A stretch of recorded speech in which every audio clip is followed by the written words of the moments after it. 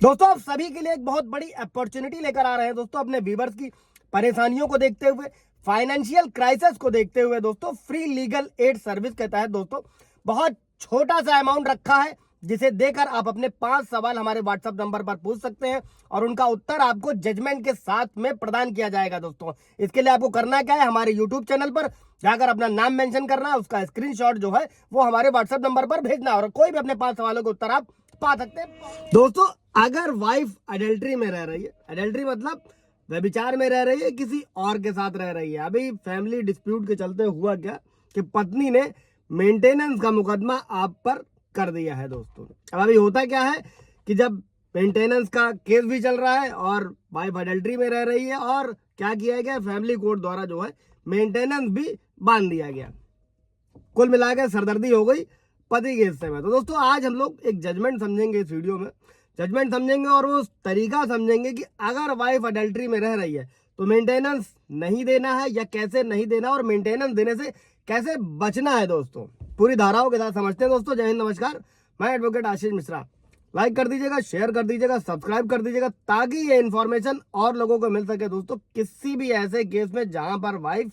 किसी और के साथ रह रही है दोस्तों और आप सबूतों का जो है वो भरमार लेकर घूम रहे, मेरे भी कई सारे व्यूवर्स के सवाल रहते हैं, कमेंट रहते हैं कि सर क्या मैं पेन ड्राइव में डालकर दे सकता हूं अपने जो भी मेरे पास सबूत है, ऑडियो रिकॉर्डिंग, वीडियो रिकॉर्डिंग किसी और से करा सकता हूं। दोस्तों देखिए अभी सुप्रीम कोर्ट का भी जजमेंट आ चुका है, इससे पहले हाई कोर्ट का था, मैंने भी पीछे वीडियो में बताया हुआ था कि ऐसे किसी भी केस में जो ऑडियो रिकॉर्डिंग है, वीडियो रिकॉर्डिंग आप कर सकते हैं और वो कोर्ट में वैलिड भी है और उस पर पूरा ब्रीफ वीडियो आप जाकर देख सकते हैं। अगर उससे कोई रिलेटेड सवाल होगा तो वो पूछिएगा।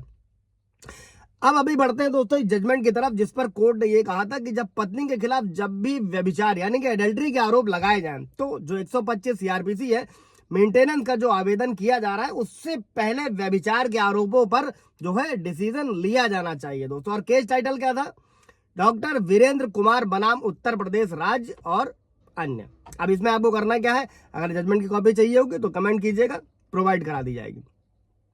और इस केस में इलाहाबाद हाईकोर्ट ने यह माना दोस्तों कि पत्नी के खिलाफ जो व्यभिचार के आरोप हैं, ठीक है, और धारा 125 सीआरपीसी के तहत जो भरण पोषण के लिए आवेदन है उससे पहले किया जाना चाहिए। और इसमें क्या था कि पति ने एडिशनल प्रिंसिपल जज यानी कि फैमिली कोर्ट फिरोजाबाद के उस आदेश के खिलाफ हाई कोर्ट का दरवाजा खटखटाया था दोस्तों, हाई कोर्ट का पति ने, और जिसमें जो पत्नी थी उसको सीआरपीसी 125 के तहत 7,000 रुपए का अंतरिम भरण पोषण देने का आदेश दिया गया था। अंतरिम भरण पोषण आप लोग समझते ही हो कि जैसे ही पत्नी आवेदन करती है, भले इसको आने में समय लगता है, लेकिन अंतरिम भरण पोषण मैक्सिमम फैमिली कोर्ट द्वारा बांध दिया जाता है। और यहाँ पर ये तर्क दिया गया, यानी कि पति ने यह तर्क दिया कि व्यभिचारी होने के कारण पत्नी धारा 125 सीआरपीसी जो सबसेक्शन 4 कहता है दोस्तों, उसके आधार पर किसी भी राहत की हकदार नहीं थी। अब इसी जजमेंट के साथ दोस्तों ये भी समझिएगा कि जो सीआरपीसी 125 है उसका सबसेक्शन 4 में ये प्रावधान किया गया है कि अगर पत्नी आपसी सहमति से पति से अलग रहना चुनती है या फिर पति के साथ रहने से इनकार करती है तो वो किसी भी तरीके के अंतरिम या फिर अंतिम भरण पोषण की हकदार नहीं होगी। दोस्तों और इसी केस की सुनवाई करते हुए जस्टिस मंजीव शुक्ला ने यह भी कहा था कि जो सीआरपीसी 125 है उसका सबसेक्शन 4 से ये स्पष्ट होता है कि एक बार जब पत्नी के खिलाफ व्यभिचार का स्पष्ट आरोप लगाया जाता है दोस्तों तो धारा 125 सीआरपीसी के तहत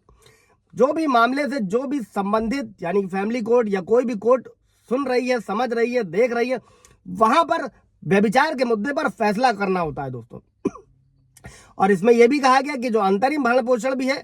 उस मुद्दे पर निष्कर्ष दर्ज करने के बाद दिया जा सकता है। मतलब किसी भी तरीके का अंतरिम भरण पोषण फैमिली कोर्ट द्वारा पारित करने से पहले व्यभिचार के जो आरोप लगाए गए हैं पति द्वारा, जो सबूत पेश किए जा रहे हैं, पहले उस पर निर्णय सुनाया जाना चाहिए। और दोस्तों कोर्ट ने, हाईकोर्ट ने यह भी पाया कि जो ट्रायल कोर्ट था, ट्रायल कोर्ट ने पत्नी की ओर से जो व्यभिचार के आरोपों के बारे में कोई टिप्पणी यानी कि नहीं करी थी, मतलब उसको नजरअंदाज किया, आप ऐसे समझ सकते हैं, या फिर उस पर ध्यान नहीं दिया, या फिर एडवोकेट्स ने अपनी बात को अच्छी तरीके से नहीं रखा दोस्तों। और जो ट्रायल कोर्ट के आदेश पर जो है अंतरिम रोक यानी कि फैमिली कोर्ट का जो आदेश था मेंटेनेंस का, उस पर रोक लगा दिया गया। और कोर्ट ने क्या किया कि दोनों ही पक्षों को हलफनामा जो है आदान प्रदान यानी कि देने का जो है निर्देश जारी किया। अब अभी आपको करना क्या है दोस्तों, अगर वाइफ अडल्ट्री में है, फैमिली कोर्ट में मैटर चल रहा है, मेंटेनेंस बांधा गया है, जैसे इस केस में हुआ, पति हाई कोर्ट गया और वहां पर हाई कोर्ट का ये ये निष्कर्ष था, ये डायरेक्शन था कि मेंटेनेंस से पहले जो है व्यभिचार के आरोपों पर निर्णय लिया जाना चाहिए। अब कैसे करना है, क्या करना है, वो आपके बेहतर वकील समझ सकते हैं। अगर कोई सवाल जवाब होगा तो कमेंट में पूछेगा। Thank you.